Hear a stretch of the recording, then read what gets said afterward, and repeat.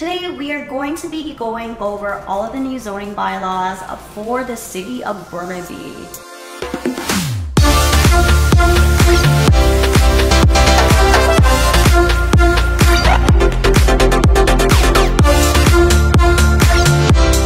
Hey everyone, welcome to Dream Homes with Kathy. I'm Kathy Yoen, an architectural technologist, custom home designer, and founder of Phase One Design. Our team and I have helped over 1,000 homeowners design their dream homes.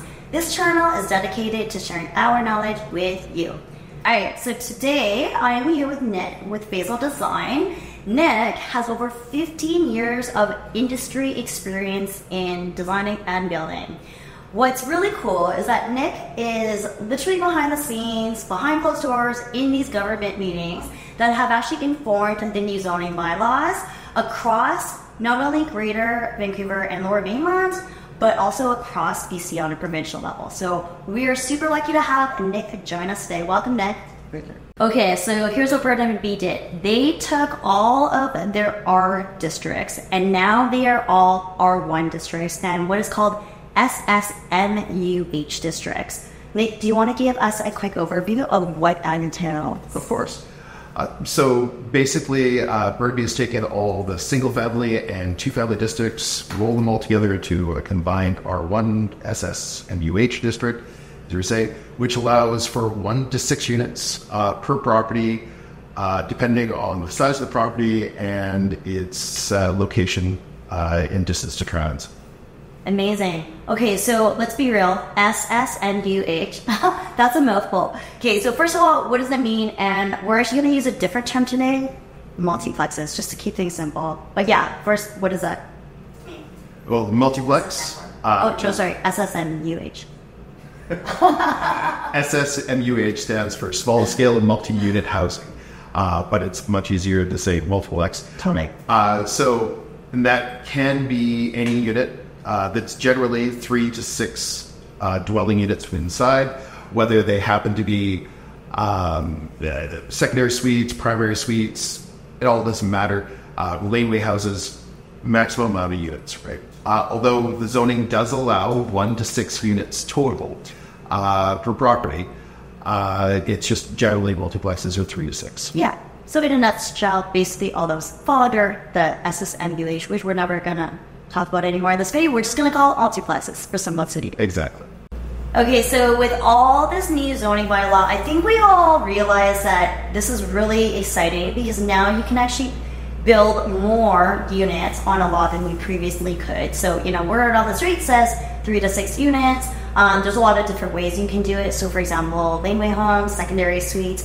Can you maybe talk to us, Nick, about how does someone determine the number of dwelling units that you can actually have on a property? Sure. Basically, that's a combination. If your lot is, and I'm just going to round numbers here to make it nice and easy. If your lot is 3,000 square feet or less, then you're only allowed up to 3 units. 1, 2, 3 doesn't matter, but 3 units, whichever combination you want, whether it's a single family house, duplex, laneway, secondary suites, however you wish to do it, but maximum 3 units. If it's more than 3,000 square feet, once again, rounding numbers here, then you're allowed 4 units or up to 4 units, so 1 to 4. And then the other category is if you happen to be within the proper distance of the right type of transit, which is something we can always get into and check your property on a lot by lot basis. But if you are close enough, then you're allowed up to 6 units. So you could go from 1 to 6 units all depending.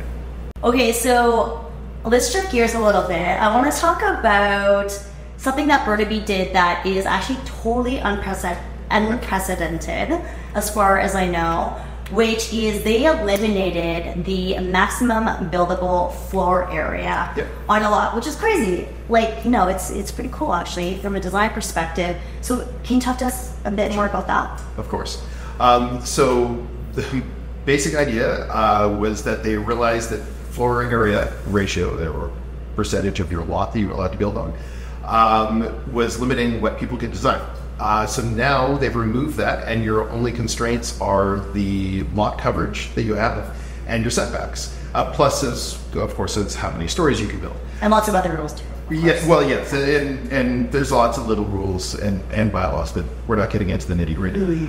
But at the end of it, you have a far more design flexibility than you've ever had before. For sure, and like on a standard lot size in Burnaby, we're talking 7 to 8,000 square feet now-ish. And then obviously there's a certain way that they calculate it and determine what that number is, but just kind of give everyone a sense of the impact of that new rule, or lack of bill, I guess. Basically, it's assuming that you're going to have some deck space, you're going to have some ins and outs of your building and everything else. 7 to 8,000 square feet on the average lot in Burnaby works very well. And then what about parking? Because parking also determines a lot of how you design a site and just what you design on a site. Yeah. So the rules are interesting with regard to that. They've actually reduced it. So now they're down to 1 parking per 2 dwelling units, whether it's secondary suites, primary suites, doesn't matter, laneway houses.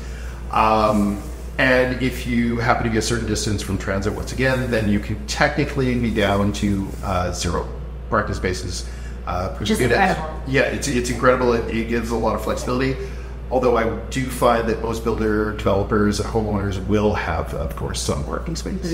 Yeah, just everybody wants a parking stall. I mean, Exactly. it's great not to have to drive, but most people do want a vehicle. Yeah, and if you want some flexibility in your design options, you could put 3 instead of 4 and not have any restrictions Yeah.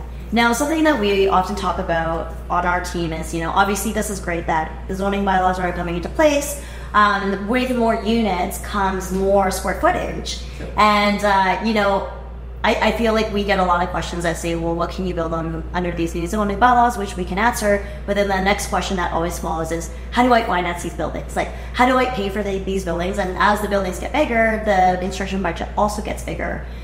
So this isn't really to do with the zoning bylaws, but, a question that we'll address today. A lot of homeowners ask, like, what are my options besides, like, traditional financing, like going to your bank and getting a traditional mortgage? Like, how does a typical homeowner take on a project on this scale? Well, there's a lot of different options, actually.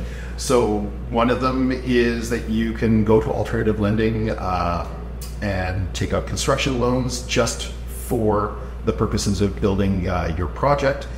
It's a very simple way of dealing with things, and you leverage your existing property value and so forth to make that happen. Another one is actually a lot of builders are working as partners with homeowners and sharing the project, selling 1 unit or selling multiple units to help finance the rest of the project, and the homeowner gets to keep their portion, whether it's for themselves or for family.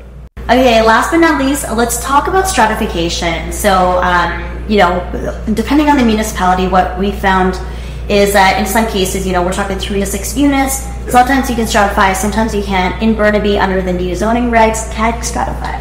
Yes, you actually have the choice. You can either stratify or leave it all under single title and have it as rental, or sell units as warm. Awesome. Well, thank you so much, Nick, for all your amazing insight into the new Burnaby zoning bylaws. This video was just intended to be a quick high-level overview. We're actually going to make a whole bunch more videos that deep dive into each specific section of the zoning bylaw, so make sure you stay tuned. We'll link some additional videos below. Thanks so much for watching. I'm Kathy Ewan with Phase 1 Design. I'm Nicholas Patriot with Phase 1. See you in the next video. Bye for now. Don't forget to download our playbook on Burnaby's new zoning bylaw for a super quick and easy reference on all the new guidelines. And for those looking to start the design process on multiplexes or any other projects in Greater Vancouver, Lower Mainland, feel free to reach out to us below. We will drop the details below.